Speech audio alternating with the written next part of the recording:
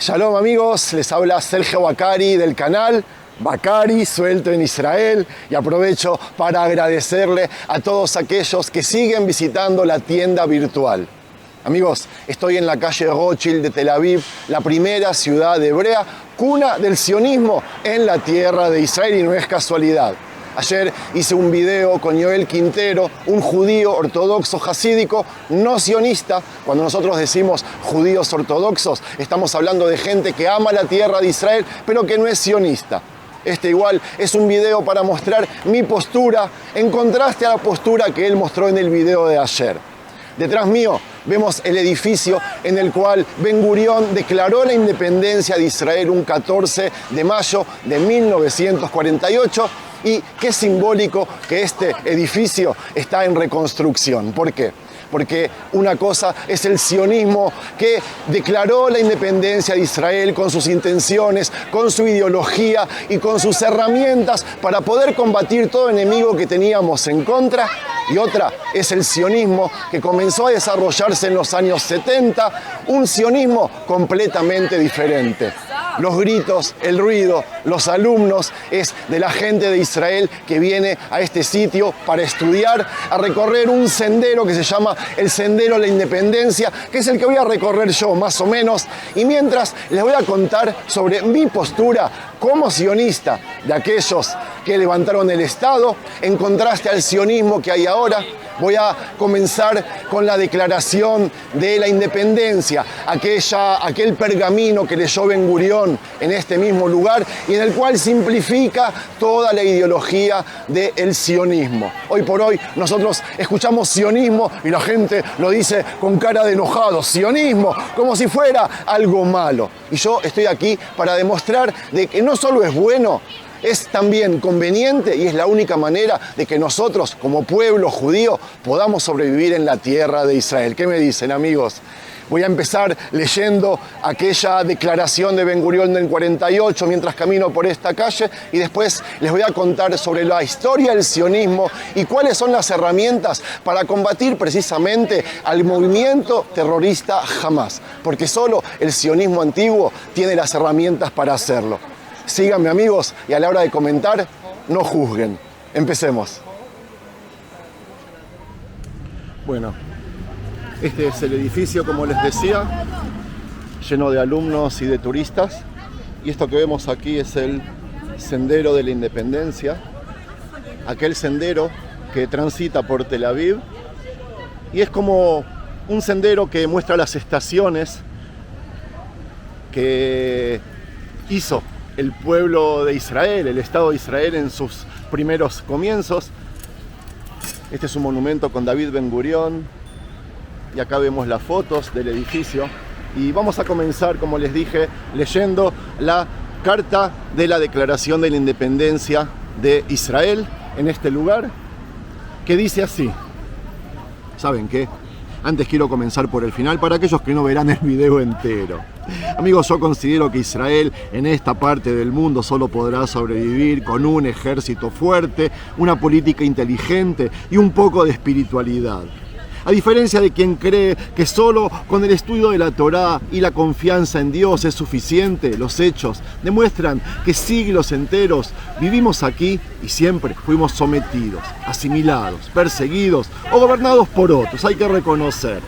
No quiero imaginarme qué hubiera pasado el 7 de octubre si no tuviésemos el ejército, gente entrenada y dispuesta a defenderse, a no rendirse indefensa como durante la Segunda Guerra Mundial. Es verdad, nos golpearon fuerte, pero enseguida vino el ejército y salvó la situación. Y miren cómo estamos ahora, caminando libremente, volviendo a ser lo que éramos el 6 de octubre.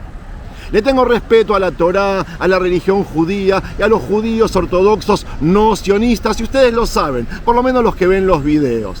Pero eso no es suficiente para sobrevivir en medio de esta selva llamada Medio Oriente. Mi opinión es que ellos deben hacerse a un lado, seguir estudiando Torá. Sí, yo no quiero soldados ortodoxos que no quieren serlo en mi ejército. Yo creo que la motivación es el valor más importante que tiene nuestro ejército. Pero les pido que se dediquen a asuntos espirituales y no a los asuntos políticos. Sabemos lo que pasó en el año 70, cuando el liderazgo religioso de Israel, el judío, se metió en asuntos que no eran suyos. A mis hermanos ortodoxos, entonces, les pido, hagan un paso al costado de la política. Dejen al sionismo tradicional obrar como sabe. Vean los hechos. Dedíquense a la protección espiritual en Jerusalén y dejen a Tel Aviv hacer lo que más sabe. Por el bien de todos. Amigos, el sionismo tradicional, el original, no hizo nunca guerras santas, no reprimió, no aplicó fuerza innecesaria, desmedida, nunca fue inhumano. El sionismo actual es aquel que el mundo repudia, que no acompaña, que nos juzga y que nos odia, salvo pocas excepciones. Y hay que reconocer que algo no estuvimos haciendo bien los últimos 47 años. Hay que decirlo. Y como dije al principio, amigos, Herzl tenía razón y sabía cómo enfrentarse contra aquellos enemigos de antes de la declaración del Estado de Israel, y él tiene las herramientas también para enfrentarse contra el Hamás. El 29 de noviembre, Israel, el Estado sionista y todos los que apoyamos, seamos judíos, cristianos o musulmanes, conmemoramos aquel día en el que todo comenzó, aquel día de la Declaración de las Naciones Unidas de 1947, en la cual el asentamiento judío de Palestina tenía derecho a levantar un Estado para el pueblo de Israel. El 29 de noviembre simbolizó y simboliza la victoria política del sionismo como movimiento nacional.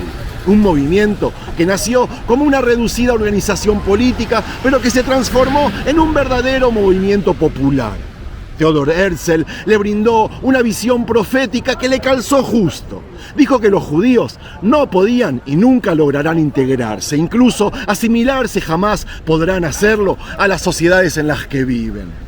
Incluso en los países ilustrados, afirmó, el antisemitismo surge con la mera presencia de nosotros los judíos, a los que ven como extraños absolutos.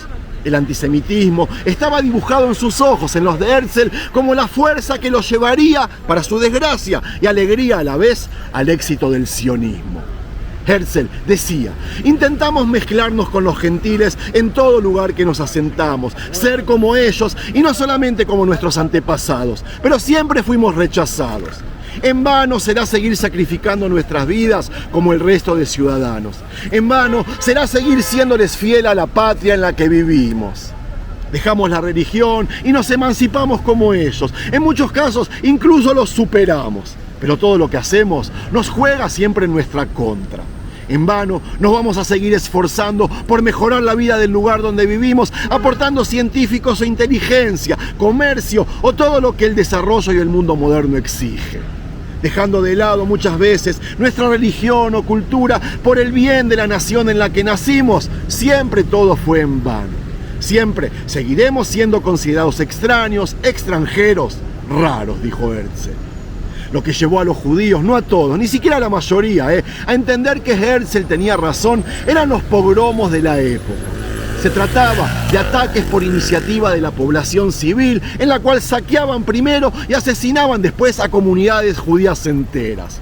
1.500 personas, incluidas mujeres y niños, en un solo día, en la mayor cantidad de casos.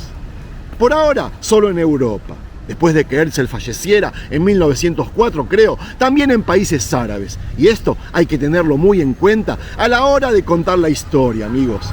Los árabes nos masacraban mucho antes de la declaración del Estado en 1948, tanto en la tierra de Israel como en el resto de países de Medio Oriente.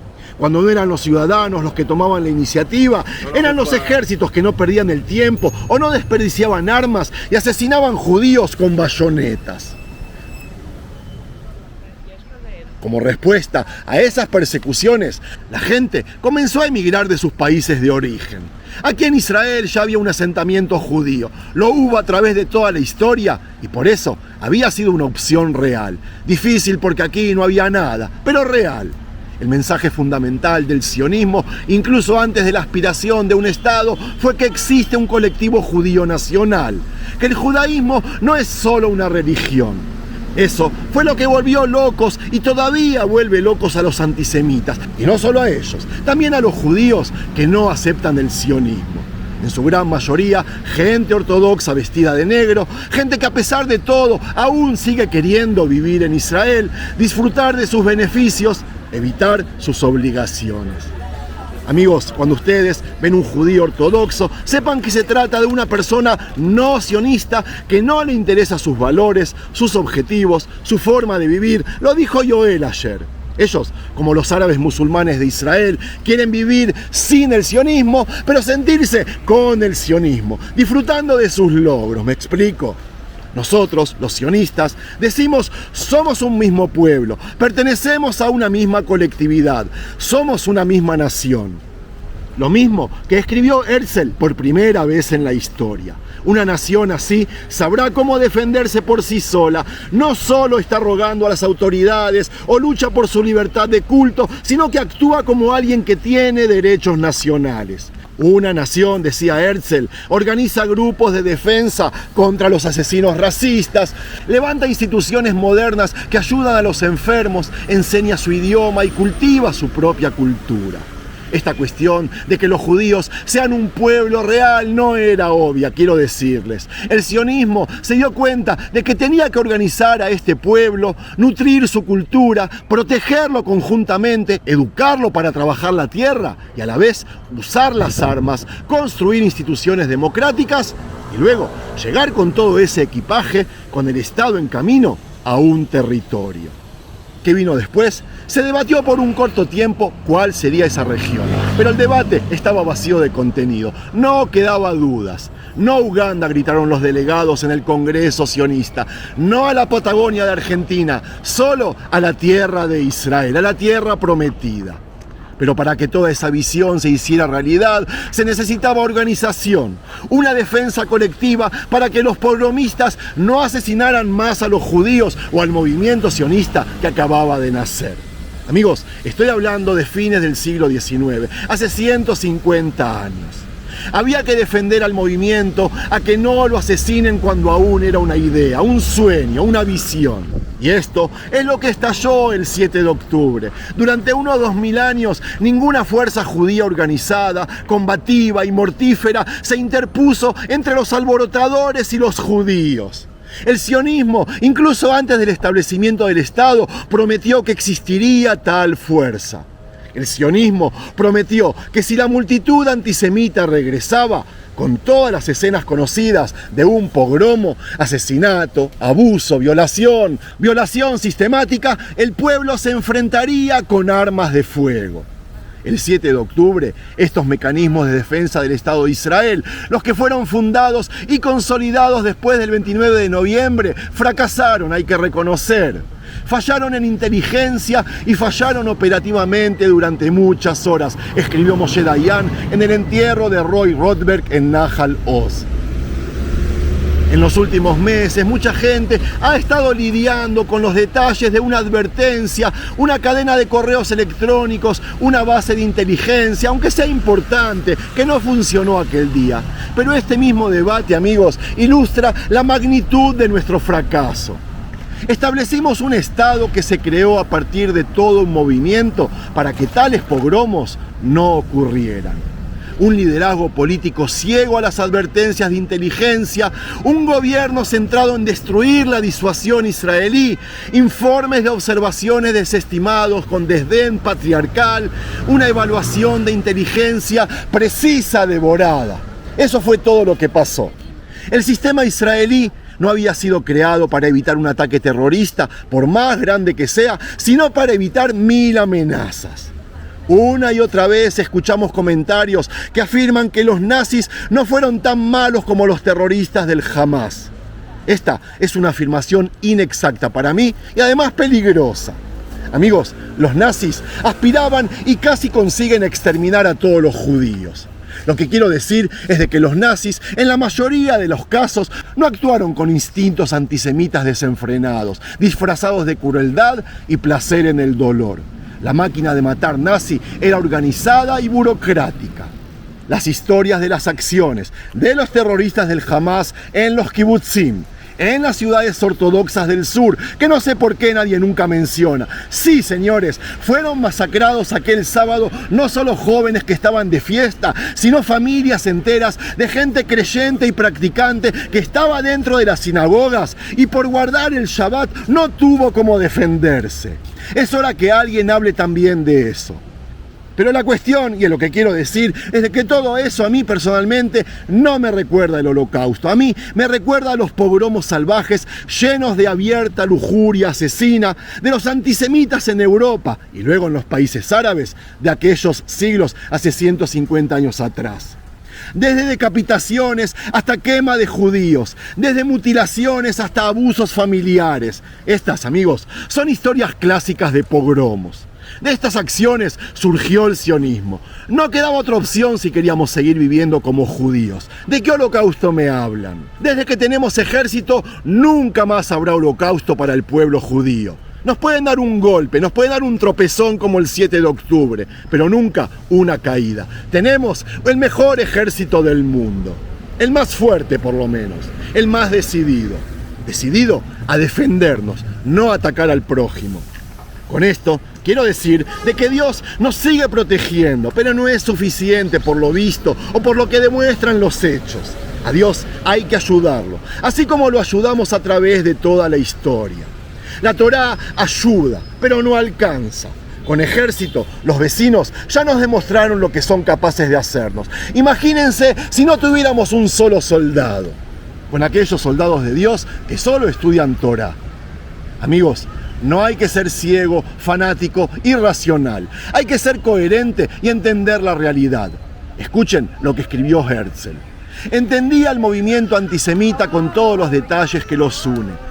Miro a ese movimiento no con ojos judíos, sino con mi corazón que no concede ni el odio ni el miedo. Aprendí a diferenciar entre el libertinaje salvaje, masivo fanatismo, sentencias antiguas que vienen por herencia, por celos y por odio religioso. Amigos, todas esas cosas, seamos sinceros, se podrían decir una a una respecto a los terroristas del Hamas. Fíjense que Herzl escribió que su corazón no conocía el odio. ¿Cómo es eso posible?, se preguntarán. ¿Cómo no odiar a esos monstruos y ni siquiera tenerles miedo? Yo lo entiendo porque siento lo mismo y por eso me alisté al ejército en diciembre último. La respuesta es de que su escritura era impersonal.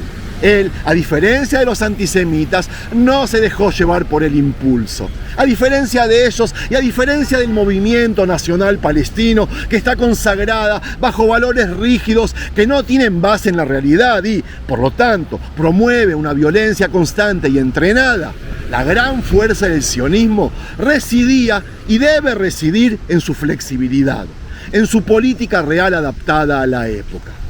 Antes del establecimiento del Estado, la decisión más importante de Chaim Weizmann y David Ben Gurión fue aceptar la división de la tierra.